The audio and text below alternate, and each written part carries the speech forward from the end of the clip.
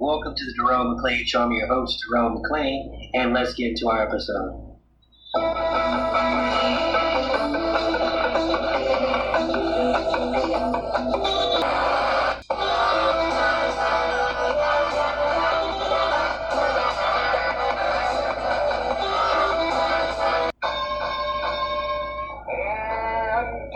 Intelligentsia, the endem of sarcasm, the nutty professor, to your whack-ass marmalade.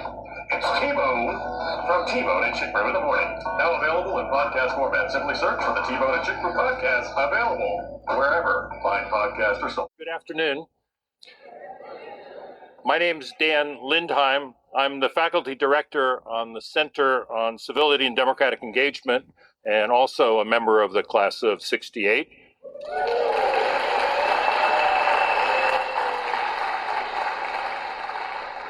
So on behalf of both the center and the class, I welcome you to this 50th reunion event.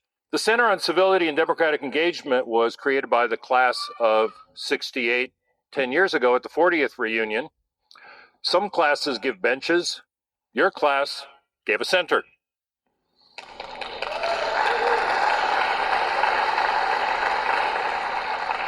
The center's mission stems from a fundamental tenet that real political participation, coupled with meaningful political debate, is crucial for democracy. The center focuses on preparing leaders to engage people across the many divides to find solutions for pressing public policy issues.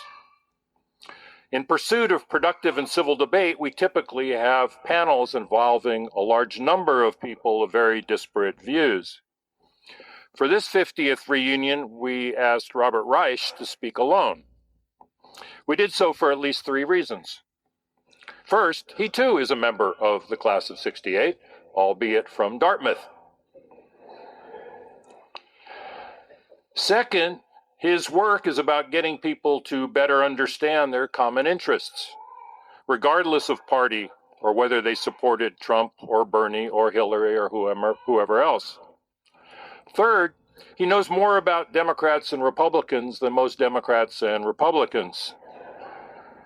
He just met with Republican Senate leaders to discuss the future with them of the Republican Party. And then he just met with Nancy Pelosi and leadership in the House to discuss the future of the Democratic Party. Robert Reich has worked for Republicans and Democrats. One of his first jobs was with Judge Robert Bork, who came up in many of the recent televised proceedings. He served in the Ford, Carter, and Clinton administrations, as well as on the Obama transition team. He was Secretary of Labor under President Clinton and was named by Time magazine one of the 10 most successful cabinet secretaries of the century. He has written more than a dozen books. Actually, it's almost 24 books, including the most recent, Saving Capitalism, for the many, not the few, and this year's The Common Good. And with no more ado, I present you Berkeley's Robert Reich.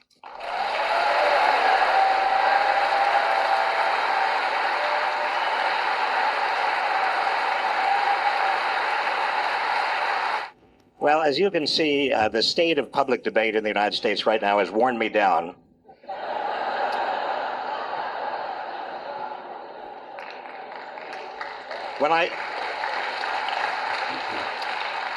No, it's true. When I came to Berkeley 15 years ago, I was 6'2", and so it's been a hard time.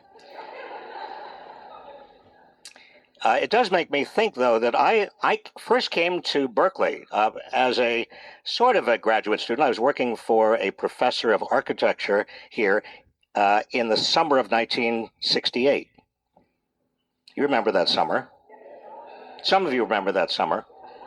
And I have a very, very distinct recollection. I had gone, as Dan said, and thank you, Dan, for that introduction, and thank you for everything you do, by the way.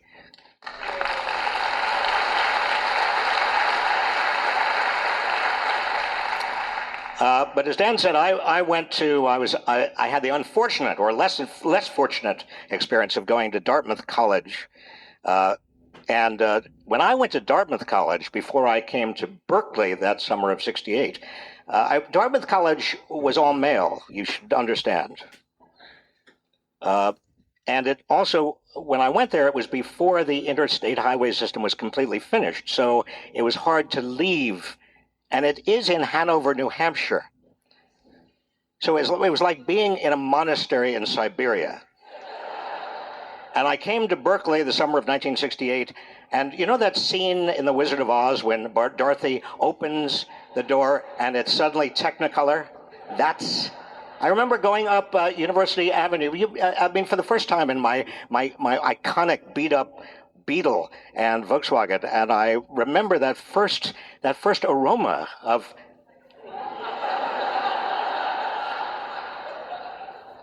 eucalyptus and marijuana and tear gas. I thought I had reached nirvana. And then I made a terrible mistake, and I have to confess this to you. I left Berkeley for 35 years, and then I came back. But what I'd like to talk to you about in the brief time we have before your questions is what has happened to civic debate and this country in terms of what seems to me to be a crisis of incivility. And although we can come up with many, many potential causes, I want to try out three with you that I think that are not only accurate, but also potentially within our power to do something about. Now, we have, as a culture, as a nation, we've always disagreed. I mean, you remember, many of you, class of 1968 for particularly, you remember the disagreements during the civil rights movement. You remember the disagreements over Vietnam. You remember disagreements on, and some of you younger people, you remember disagreements over women's rights and women's rights to choose and the fights over abortion and everything else. I mean, we fight all the time. Incivility is not about not fighting. Civility is not about agreeing. The issue is how we disagree. And for most of my life, most of my memory, and I expect yours, we have had an agreement, although we disagree on the substance, we have had an agreement on how we disagree. And those need to be distinguished. And how we disagree is not only with a certain degree of respect, although sometimes things can get pretty heated, and a certain degree of tolerance and openness, although there too things can get heated, and I'm talking about over the last 50 years, but we also trust, or used to trust, our institutions of government. In 1964, there was a survey done by Gallup, and it has been repeated, that survey, since then, every 2 or 3 years. And the question is, do you trust government to do the right thing all or most of the time? In 1964, 72% of Americans said yes. Today, fewer than 20% say yes. So it's not just that we disagree, and it's not just that we disagree sometimes very angrily and sometimes with a huge amount of nastiness, but it's also that we no longer trust the institutions of government that we used to trust to handle our disagreements. And that is part of the problem, I believe. Stay with us. We'll be right back. Has anybody ever told you you were over-opinionated? How about this one? You can talk about everything you like, but don't talk about religion. Don't talk about faith. Don't talk about politics. My name is Jerome McClain, host of Jerome McClain Show, and I want to introduce you to a show called Over-Opinionated with my friend from Southwest Virginia, Josh Scott. Josh has always been told he has been over-opinionated. He always tried to hold back these opinions, but he tried to back them up when he had to say something with facts and logic. Since he's grown up in many ways, he had to change a lot of his views and his opinions, as a lot of people should. He's not a millionaire from Fox News or CNN.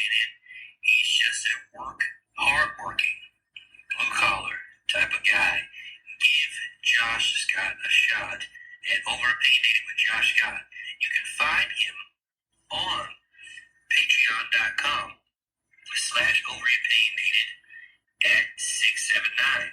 You can also check him out on Twitter at NRV_guy79. Overopinionated with Josh Scott. Why, he is this soft-spoken guy telling you the truth. We talk about a lot of serious topics on this show. One very serious topic is women's health. One company that stood out to me was vslay.com because the owner is very transparent about her own struggles in the women's health department and has great customer service, great deals, and frequent sales. You can check her out, her great customer service, products about women's health, and frequent sales at www.vslay.com. That is www.vslay.com.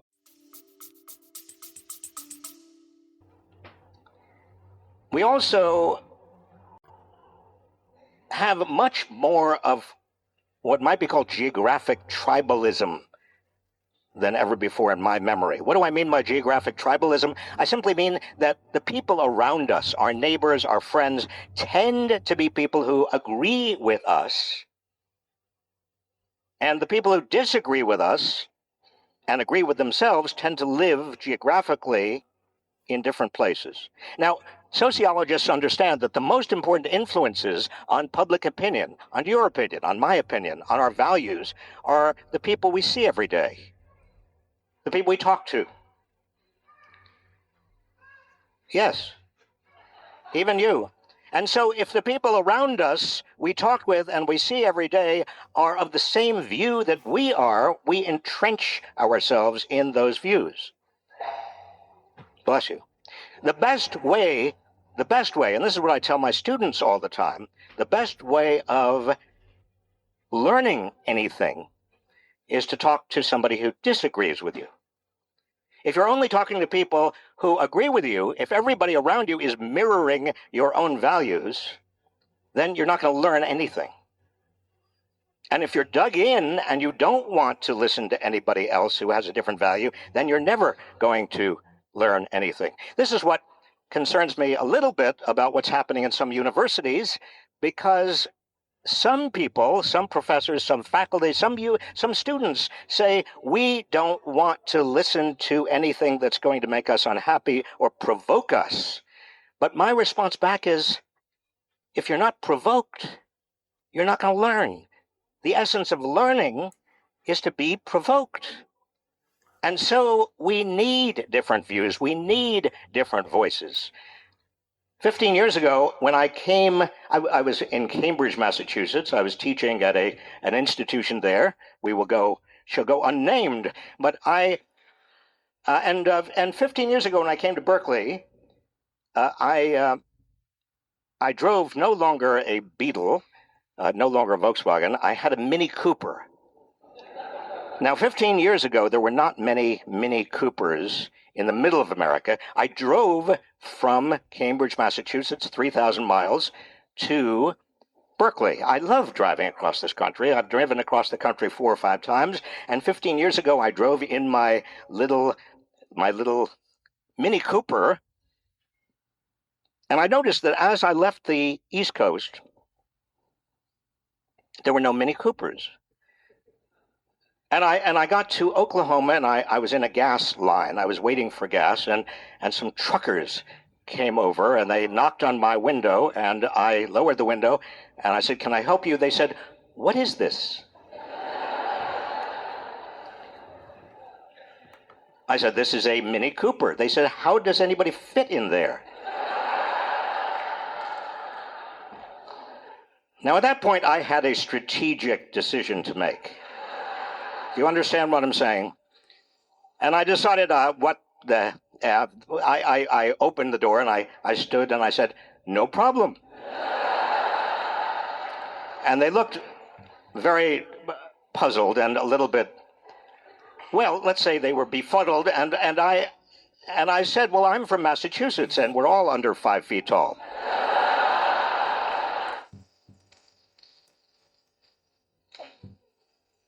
And they nodded and walked off.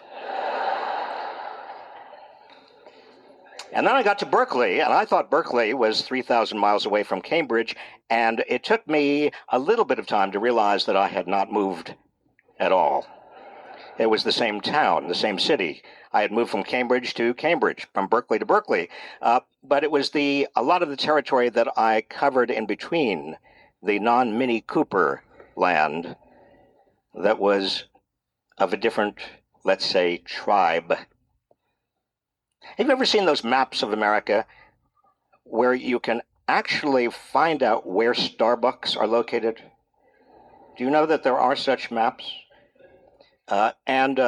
My children and I, not that many years ago, we took a road trip around Middle America, and we stopped in places where there were Starbucks, not because we wanted Starbucks, but because Starbucks was and is a genius company in terms of finding geographically tribal oases in red America, where you, if you are a blue America kind of person, can feel at home. Usually college campuses. Now, how do we get out of our bubbles? How do we actually start talking to people who disagree with us? I think it's not all that hard. We start with our own families. I dare say there are people in your families who you disagree with politically. In fact, I dare say there are many of you who have people in your families who you don't even like to talk politics with. Am I right? They're usually named Uncle Bob. Now, here's what I urge you to do. This is a little bit of an advance in our current incivility.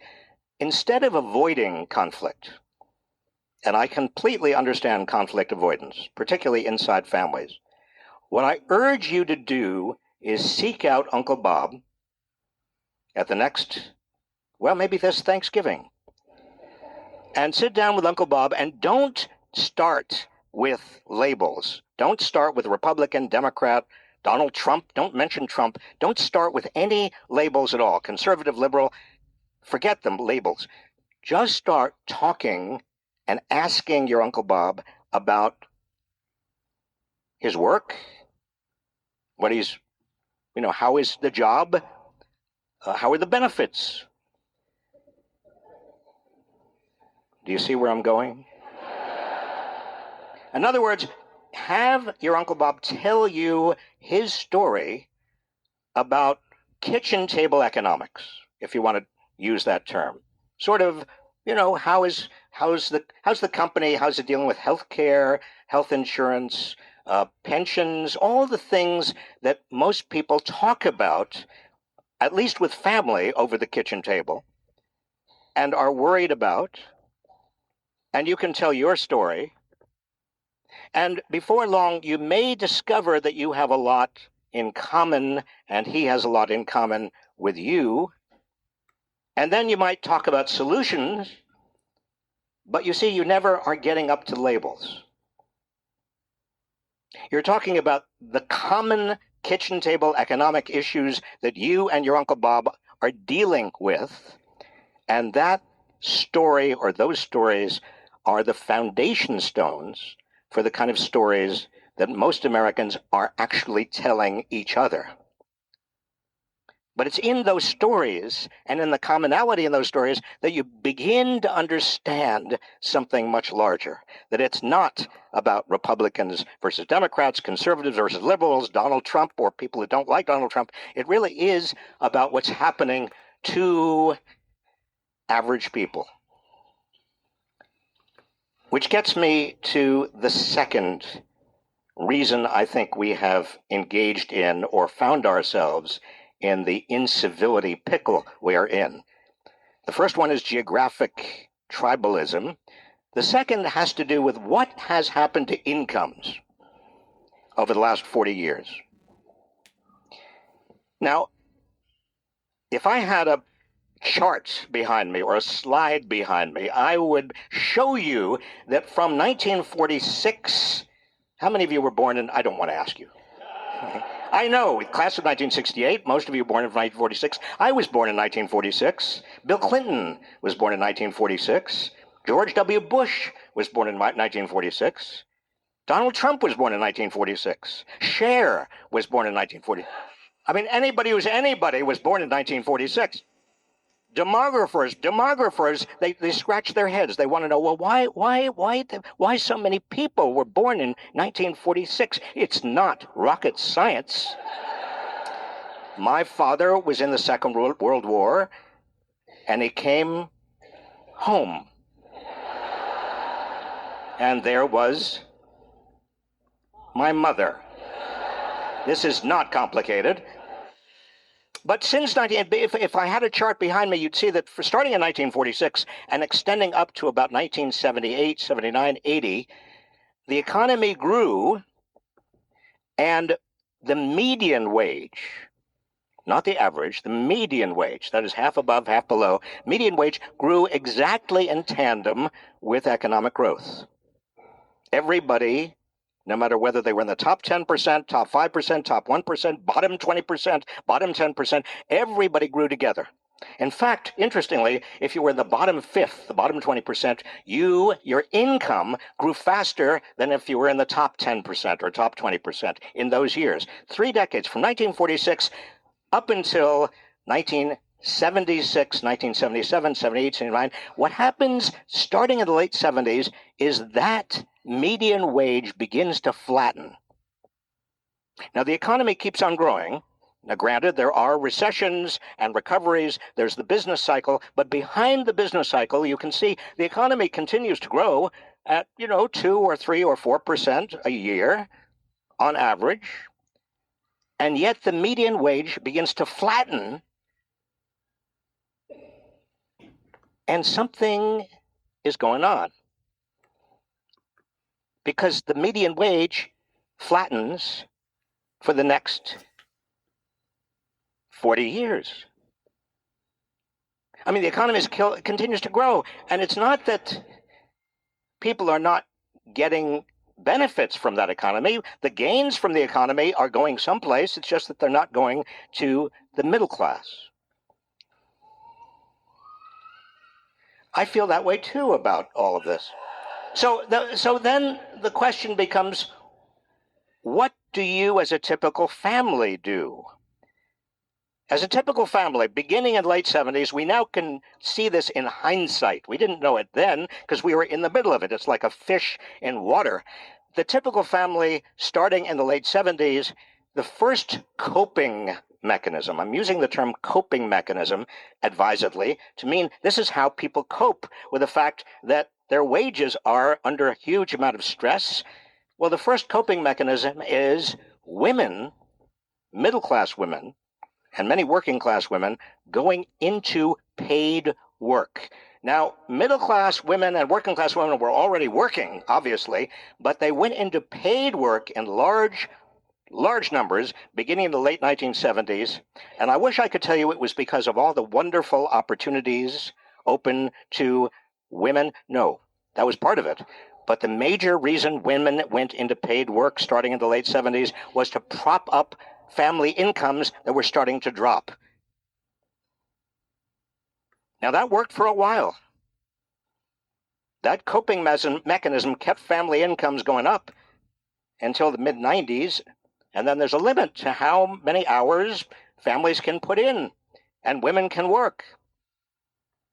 And what I remember seeing when I was Secretary of Labor, I'd look at the data and I'd be amazed at the number of hours both men and women were putting in. I mean, it was almost as if we had about a third of the country, husbands and wives, were working on shifts. They were taking care of the kids, but while the other one was working, and then the other one would come back, and the other one would go take care of the kids. Or it was amazing what I was seeing in the data, and I was hearing when I'd go out into the country. We had an expression, an acronym for these families. I don't know if you remember them. DINS, D-I-N-S. Double income, no sex. Because how could there be any procreation? I think that Well, there was a third coping mechanism.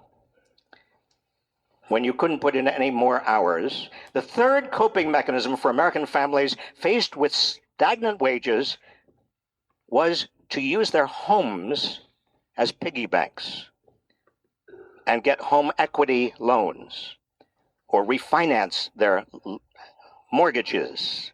And this worked. It worked pretty well because everybody thought, as you remember, home prices were going to continue to rise. And then, of course, we had the housing bubble, the debt bubble exploded, and then something very important happened. At the time, all of us, particularly those of us who were in government or around government or doing economic policy, all we were thinking about was how to get out of this spiral, this downward spiral, how to save Wall Street, how to make sure that the economy didn't go down the tube like it did in 1929 and in the 1930s. But in hindsight, something very important also happened. During the ensuing Great Recession, millions of Americans lost their savings. Some lost their jobs, millions did. Millions also lost their homes. And the banks got bailed out. Homeowners did not. Not a single Wall Street executive went to jail. And a different story began to be told. Whether you were a Republican, Democrat, conservative, liberal, didn't matter. In fact, interestingly, you remember the Tea Party movement emerged from those years, and the Tea Party movement was basically a response, an angry response to both Wall Street and government, more of an angry response to government, but it emerged from that era, that financial crisis, that set of what seemed to be scandals. And then you also had a very brief movement called the Occupy movement, emerging almost at the same time, almost around the same issues, although the blame was shifted to Wall Street and to the big corporations, but it was the same set of problems. And then what happened? We began to hear from candidates that the game is rigged against average working people. And the reason we began to hear that is because the people who were advising the candidates, the pollsters and also other consultants, were picking that up all around the country. And the reason they were picking that up around the country is because that's the way people felt. The game was rigged. There was something fundamentally wrong about an economy that continued to grow, but everybody's wages were flat, and now everybody knew everybody's wages were flat, or at least the median wage was flat, because there were no longer any coping mechanisms left. And Wall Street got bailed out, nobody went to jail, and the rest of us seemed to be left holding the bag somehow.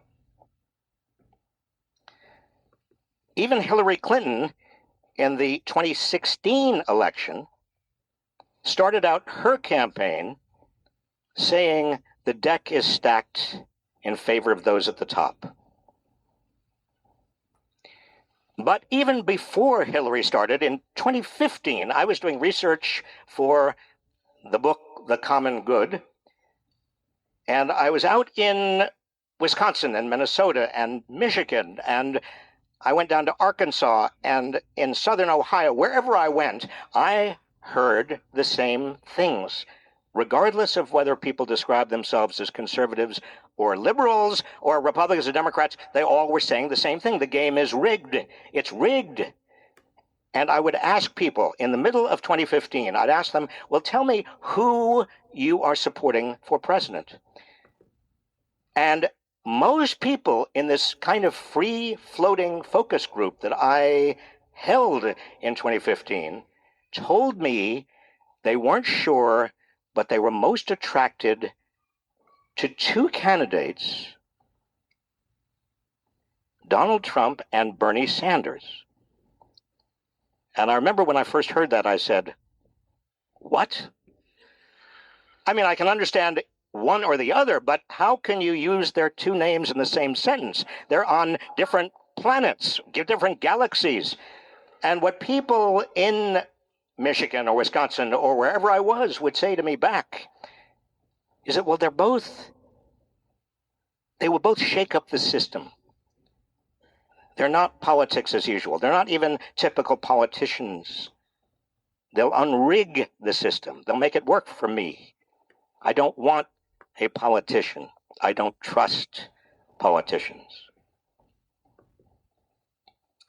Well, that was the first indication to me that what had started really in the late 70s in terms of stagnant median wages, and then three coping mechanisms that were eventually exhausted, and then a big bailout and everybody else feeling that they were shafted somehow, was resulting in politics, in political reality of a sort that I hadn't come across before. Now, of course, Donald Trump and Bernie Sanders were and are very different. But to the typical person out there angry about what's happened, they were not all that different. And by the way, that anger, that sense of being manipulated, cheated, being shafted by the system, that's still there. And in your questions, if you have them, I could talk about Donald Trump. I don't want to, particularly right now.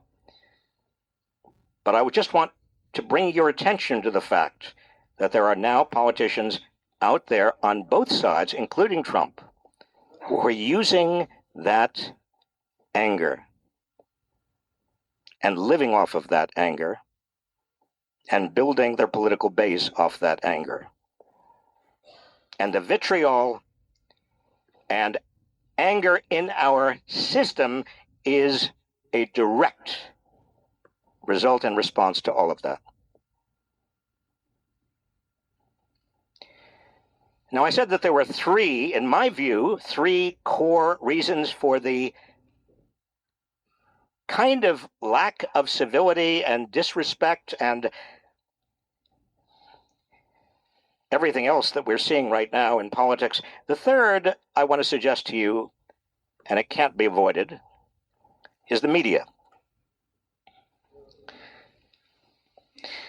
But instead of just simply doing what a lot of people do and saying, oh, I'm going to bemoan social media, it's awful, people can attack other people anonymously, it's just all social media. It's not just social media, and it's not just Fox News. I want to remind you that Leslie Moonves, who was the CEO until recently of CBS, was delighted by the politics of 2016. He said, bring it on. We've never done this well before. You see, what we have in the media, in communications right now, is extraordinary competition for people's ears and eyes. Attention spans are short because attention is being pulled in every possible direction. And when you have to get attention, one of the ways of getting attention is to be mean, to be angry.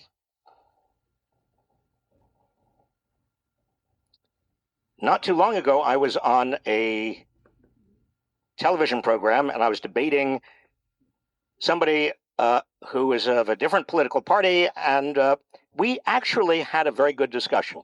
It turned out we agreed more than we disagreed. It was quite extraordinary.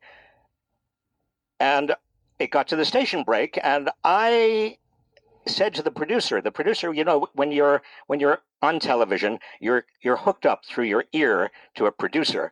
And I said to the producer, pretty good. I was really impressed with how well that discussion went, don't you think? And she said, no. I said, what's wrong? She said, you've got to be angrier.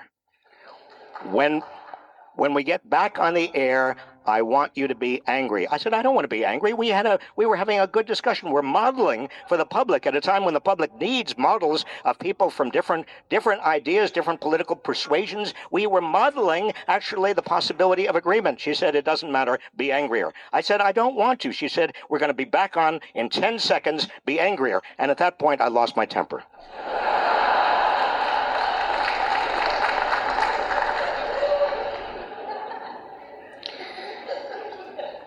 Now, the press has always been, at least to some extent, even the so-called elite press has always been looking for stories that will capture attention. I remember that in the 2008 presidential election, I got a call from the New York Times from a political reporter who said, we found a whole cache of Hillary Clinton's letters from college. And she mentions in those letters that she went out on a date with you. And I said, really? I didn't remember it. But I didn't want to say I didn't remember it. That would itself make a headline. I said, well, what can I do? What can I help you with? And he said, well, I'd like you to tell me, is there anything from that date you had with Hillary Rodham at that time, Hillary Rodham, that might give us and our readers some sense of how she would perform as president?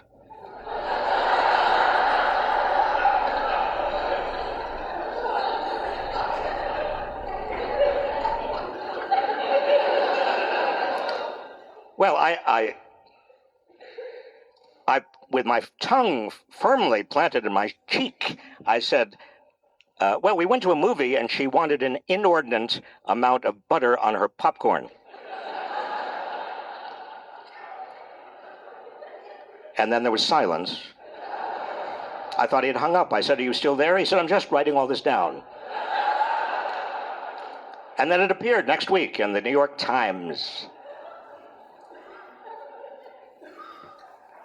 But we've got to the point where the competition for attention is so intense that those competitive forces are now generating and helping generate a nastiness that we have not heard and experienced before. Even reporting on the nastiness is itself exciting for some people. But I dare say that here too, we all and everybody else in this country can register our dismay with negativism. That is, we can reward media that are giving us information and also doing it in a way that is not nasty. There is no reason we have got to watch or listen to or read nothing but angry, brutal kinds of exchanges. We have it in our power, in other words, to change the discourse in this country. And I think we will, because I keep on coming across people in my free-floating focus group who are so turned off by the negativism right now and are beginning to reward politicians who are actually coming up with positive agendas and not being brutal to their opponents.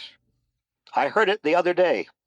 I was in Texas, and I was in an airport. You know, I'm so conspicuous. I guess it's because I'm conspicuous. People come up to me, I have no idea who they are, and they say things like, what are we going to do?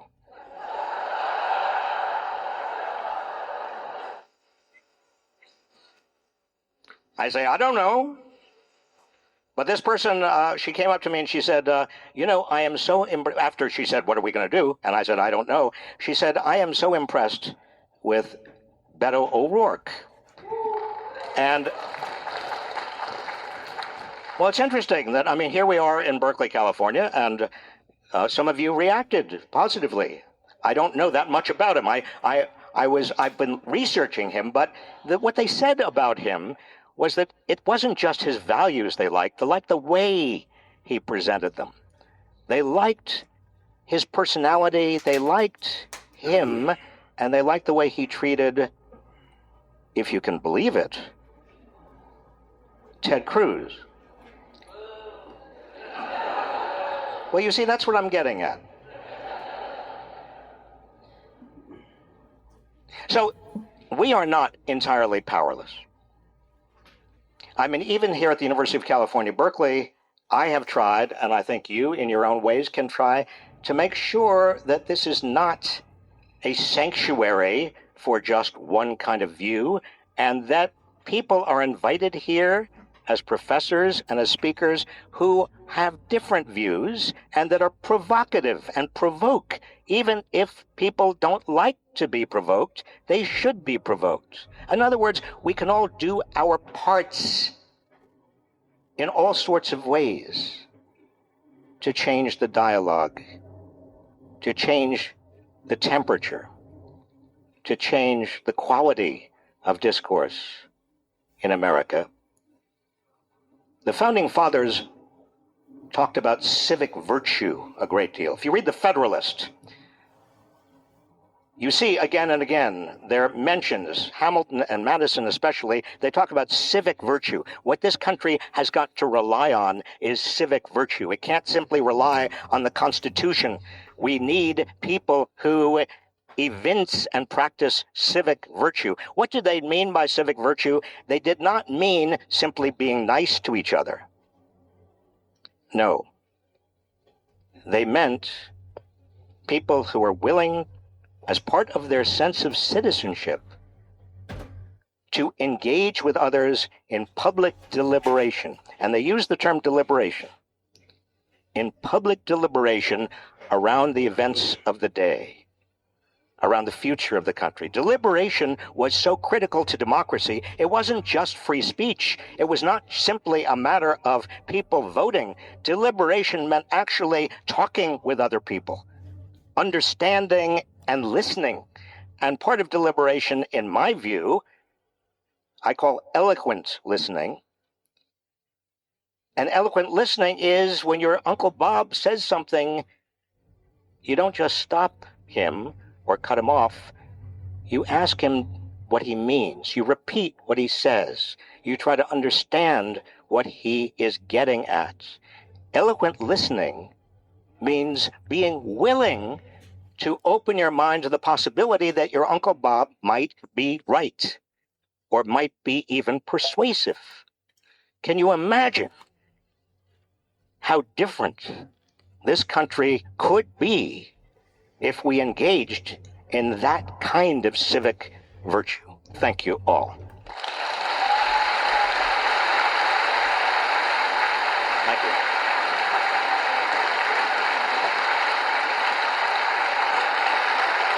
Thank you.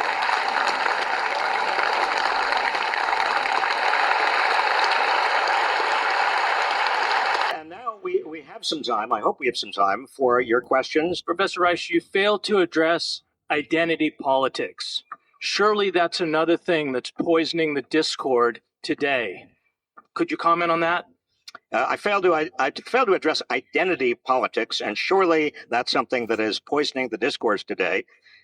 Well, I don't know that it's spoiling the discourse. I mean, we are not just people, but we're also black people or white people or men or women or we're people. I mean, we can't ignore the fact that we have in this country, for example, a history of racial discrimination, and we have in this country a history of sexual harassment and brutality, and we do. Does somebody want to disagree with that? But that doesn't mean that everybody else becomes an enemy. In other words, identity politics doesn't have to be a politics of negativity. It can simply be a politics in which we acknowledge and respect the different perspectives and histories that people have given who they are. I mean, I am, if you haven't noticed, very short. And that shortness is part of my identity. And if I didn't share it with you, in fact, the first thing I said to you, the first thing when I came out was I made a joke about my height because I knew that you were aware of it, and I was aware of it. I wanted you to know that I knew that you knew that I knew. Yes.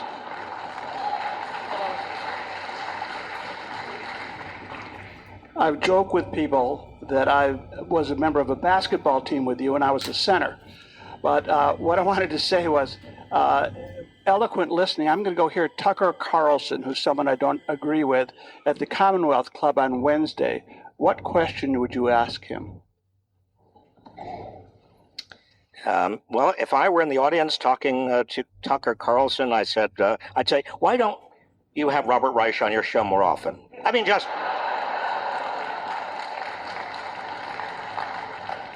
I think that, again, we have CNBC people, Rachel Maddow people, and we have Tucker Carlson and Sean Hannity people, but why don't we mix it up a little bit? How are we ever going to talk to each other when we don't? Yes, on this side, I'm sorry. How do you feel the sentiments that you're talking about fit in with the recent Kavanaugh hearing? Well, I'll tell you, my first job in government was working for Robert Bork. And I liked Robert Bork. I mean, I was assistant to the Solicitor General. When he was Solicitor General, he had just fired Archibald Cox. He was not terribly popular. I didn't like what he was doing, but I had him as a law professor, and I liked him personally. We disagreed on the Second, Fourth, Fifth, Eighth, and Ninth Amendments to the Constitution, but I liked him personally. And when he went through what he went through in his Supreme Court hearing, and some of you may remember the Robert Bork hearings. In fact, there was even an expression called to Bork, which meant to be somebody who had been character assassinated. I was very upset by that. I predicted at the time that that would undermine civility in Supreme Court nominations. And I, unfortunately, was proven right. I think that we've got to be aware in politics and every other institution and position of leadership we're in, or even non-position of leadership, we've got to be aware of the effect of what we are having, the effects of what we are doing to the institutions in which that we are inhabiting. It's not just a matter of winning.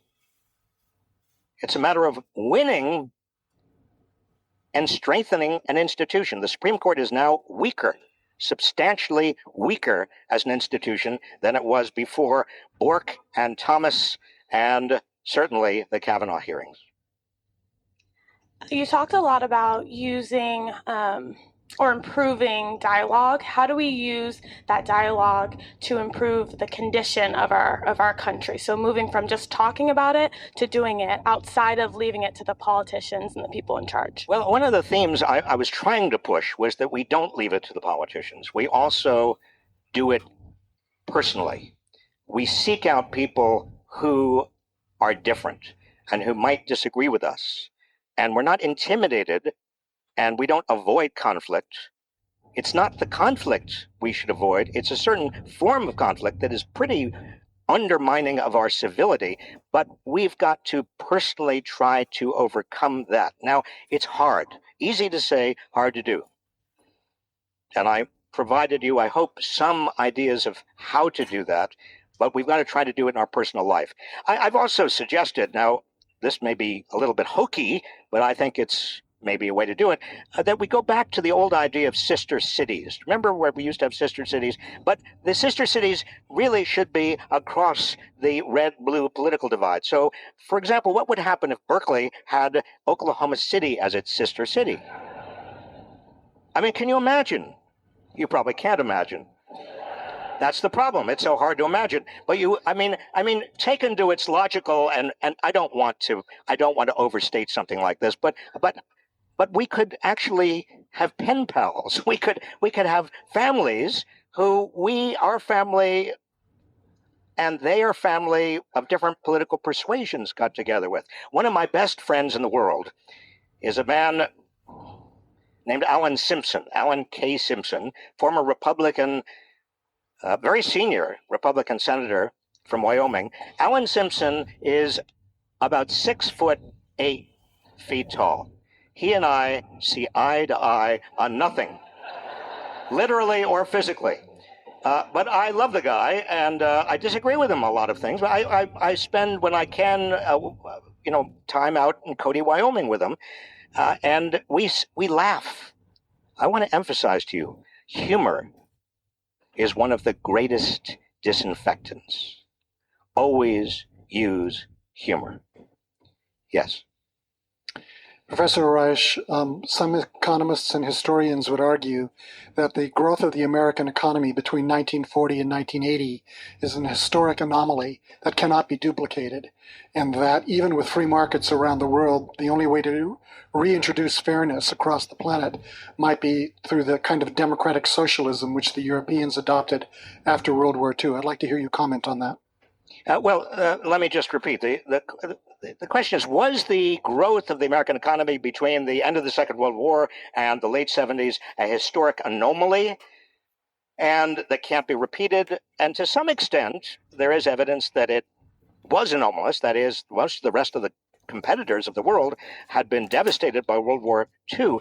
But it's not a zero-sum contest. That is, we rebuilt Europe. We rebuilt Japan at huge expense. And why did we do that? Not just to contain the Soviets, but we also did it because we understood that a rich and prosperous Europe and a rich and prosperous Japan would buy our goods and services, and we could buy their goods and services, and we could do better, all of us together. This is kind of a non-zero-sum attitude that the current administration seems to have forgotten.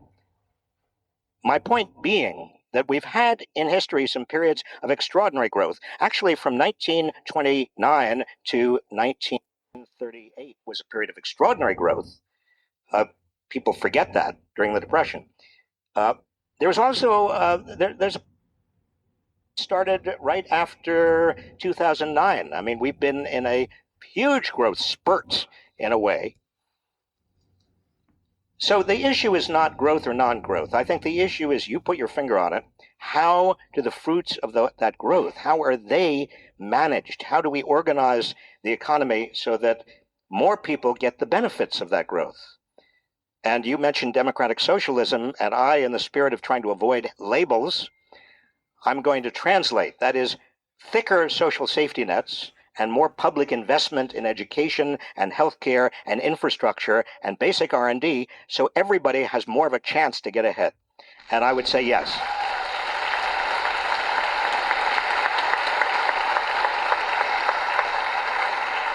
But you see, my point is that if that is labeled democratic socialism, it has all the baggage associated with communism, socialism. Everybody starts talking about socialism. They don't talk about what's really at issue. Yes. The question is, how do you organize and convince the Democratic Party that people have to get out there and talk to groups and tell people what the issues are? Because most people I've found in talking to them don't know the issues. They don't even know the policies. They don't know that this is going to get cut and that's going to get cut. Well, here's the thing. You're very, very right. In the last midterm election in 2014, only 16% of young people between the ages of 18 and 29 bothered to vote. Only 16%. Now, why only 16%? Well, you were young once.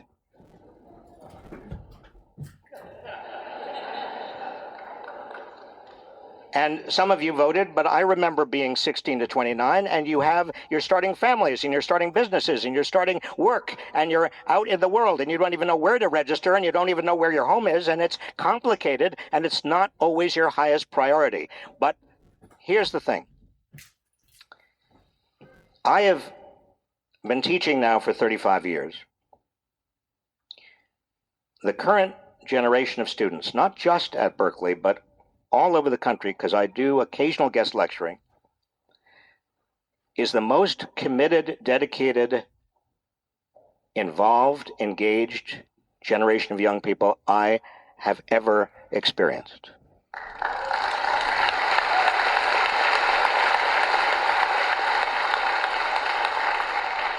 Now, they are cynical about politics. There's no question about it. But I understand why they're cynical about politics. But they want to improve the country. They want to improve their communities. And what I say to them is, you can't even begin to improve your communities or the country unless you have people in positions of power who you trust to do the right thing. And you have an obligation. It's a citizenship obligation. And I think all of us have to say that to our children and our grandchildren. Everybody in this room has to repeat that over and over to our children and grandchildren. And if you don't have children and grandchildren, find them.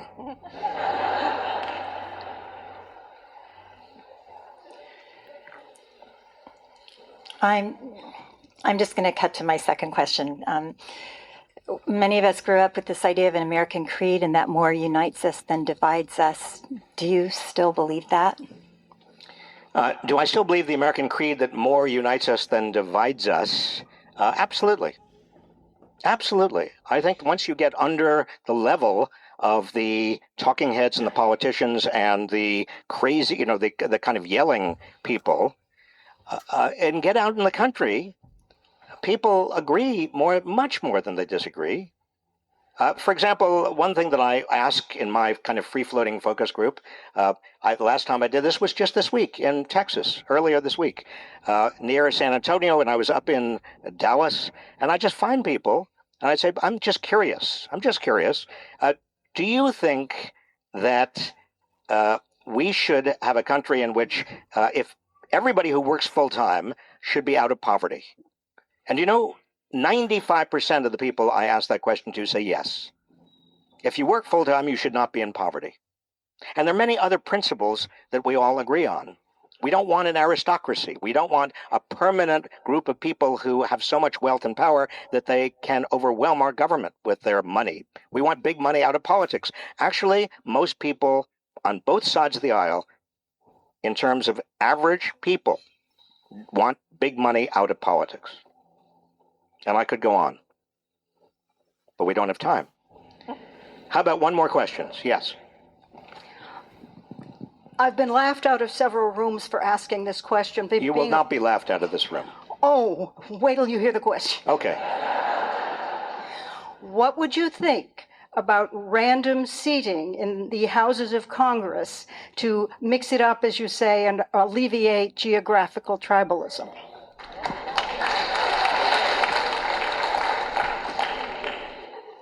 Well, I think you just heard there was no laughter. You're talking about random seating, not with random citizens, but random seating in terms of Democrats and Republicans. No aisles to cross. I like that. I can just, and maybe this will be my last comment, the first State of the Union address that I actually attended officially when Bill Clinton was president, I remember sitting there, and the cabinet is in the front row, and I looked at both sides of the aisle. And as you know, in the State of the Union, you've got the Senate and the House together in the House well. And I said to myself, why exactly what you're asking? Why is it that we take these sort of radical sides?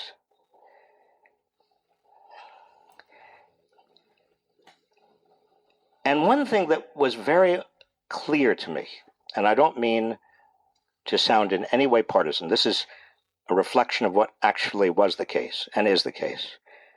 When I looked over to the Republican side, almost every single person was white and male.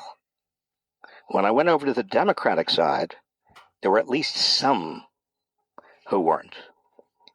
And I think that your idea is a good idea, but we also have got to make sure that all of us keep fighting for a Congress and for an administration and for courts that look, and not just look, but reflect the values of most of us. Thank you all.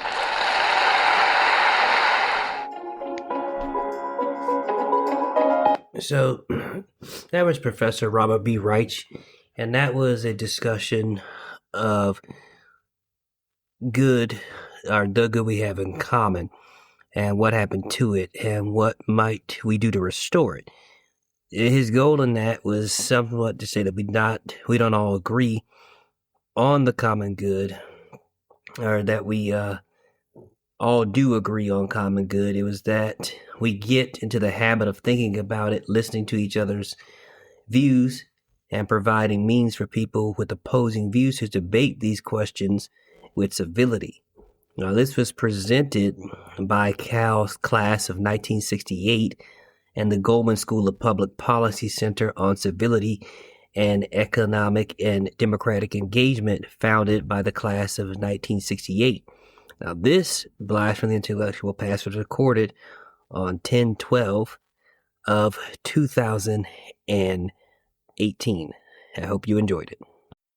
Thank you for listening to today's episode. Of course, if you want to support the show, you can do so by going to www.patreon.com and getting a membership for as little as $3 a month. Again, that's www.patreon.com/The Jerome McClain Show.